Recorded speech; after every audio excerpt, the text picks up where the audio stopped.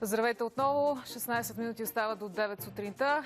Призоваваме ви да се обръщате към нас с всякакви проблеми и сигнали, по които да направим репортаж. Това може да се случи на utro@tv7.bg, както и на телефона ни за сигнали. Точно това направи вчера една силно разстроена млада жена, която се обади в редакцията ни и ни помоли за съдействие.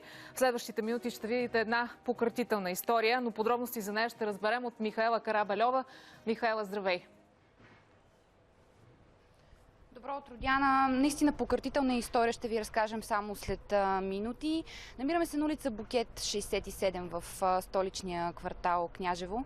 Именно тук са и последните минути живот на 20-годишния Димитър Карталски, който е пометен с бясна скорост от автомобил.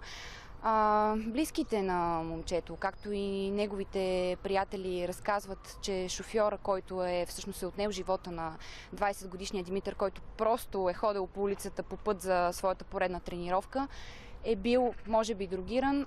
В крайна сметка, няколко дни след случката, която се е случила миналия петък тук, същия този шофьор се опитва по някакъв начин да се изкара психично болен. Подробностите за това какво мислят родителите на загиналото момче, както и неговите близки и всъщност каква ще бъде справедливостта за тях, ако въобще можем да говорим за някаква справедливост, ще разберем само след минути, когато ще разговаряме с тях. Това е от тук за сега. Точно така, Михаела, ще те включим отново само след минути, за да разберем как може да се стига до поредния подобен абсурд и да потърсим истината по този казус. Продължаваме да търсим справедливост по ваш сигнал. Както ви казахме преди малко, преди седмица шофьор блъска и убива 20-годишно момче от столичния квартал Княжево. Димитър умира в болницата, а няколко часа по-късно неговите близки разбират, че водача на автомобила всъщност е освидетелстван по бързата процедура като психично болен, забележете. Седмица след смъртта на детето си, майката и бащата на Митко искат справедлива присъда за виновния. С тях е Михаела Карабельова. Михаела, отново към теб. Здравей пак, Диана. Виждате всички тези хора тук при мен. Тук са родителите на Митко, както и негови близки приятели. Нека обаче първо да започнем с неговата майка Соня. Добро утро, въпреки че не знам колко може да бъде добро утрото за вас сега. Тук е мястото, на което всъщност Митко, за съжаление, е намерил смъртта си. Какво знаете? Какво се е случило? Зная, че на 14 към 16:15, прибирайки си сина ми от кварталното магазинче, е бил ударен от лек автомобил с шофьор Христо Владимиров Тодоров.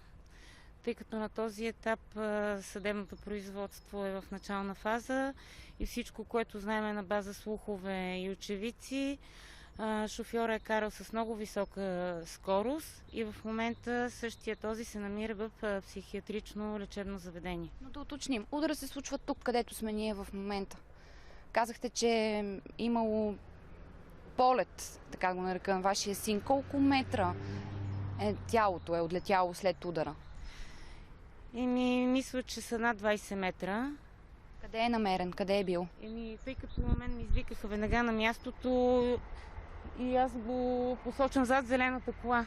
Намерих тялото на сина си. След което 17 часа се бори за живота си, но травмите не бяха съвместими с живота и той на 15-ти почина. Искам да попитам обаче и вашия съпруг. Здравейте! Вие, доколкото разбирам, пръв сте дошъл тук. Да. Как ви съобщиха? Какво стана? Какво се е случило? Какво знаете до момента? Значи аз като се прибрах, другия ми син ми каза, че са блъснали Димитър. Дойдох веднага. Тук вече беше дошла полиция. Тук, както е ударен, се е ударил в клоните горе на тополата и е прелетел 23 метра, доколкото. Каква скорост сте карал този шофьор, за да прелети така тялото на сина ви? Най-малко с 100 км е карал, въпреки че, както виждате, тук са 150 метра, но колата му е била много мощна. 200 коня или колкото чух. И още повече цял ден няколко пъти хората са опитвали да го спрат, защото той е летел през целия ден по тази улица. Така. И накрая бил с майка си той. Когато всъщност е блъснал вашия син, той е возил и майка си вътре. Да, и аз не знам какъв е този родител да позволи детето си да кара с такава скорост.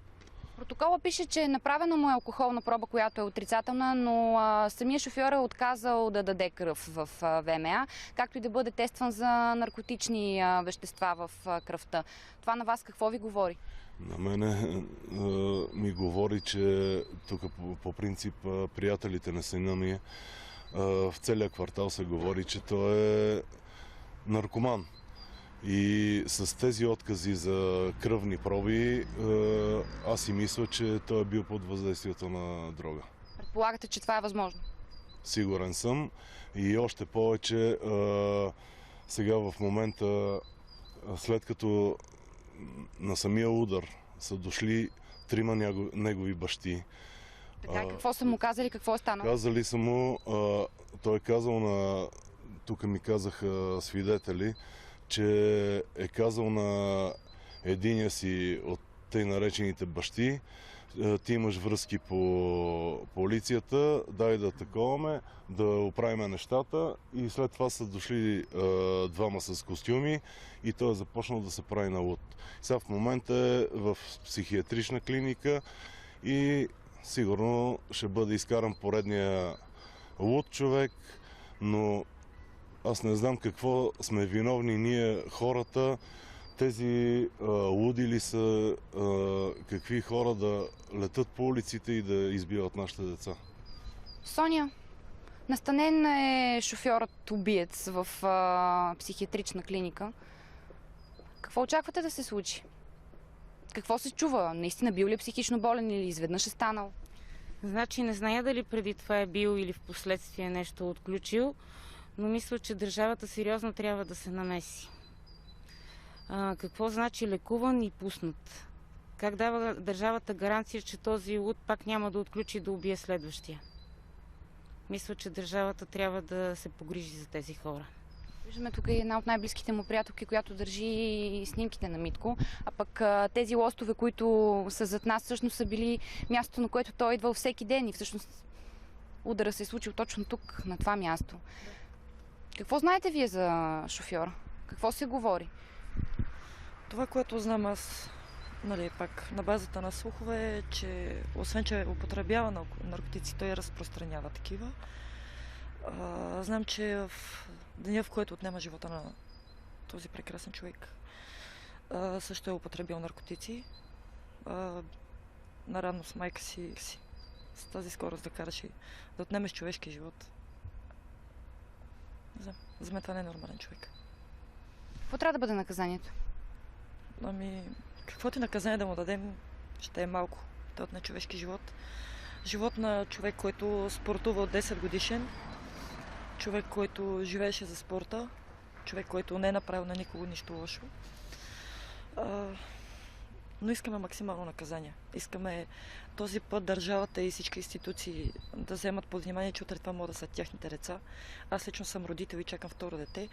И представям си какво е да се случи на моето дете. Виждам трагедията, усещам я, защото е наистина много близък за мен човек. И се моля тази държава да вземе един път някакво адекватно решение, да промени закон или каквото и да било.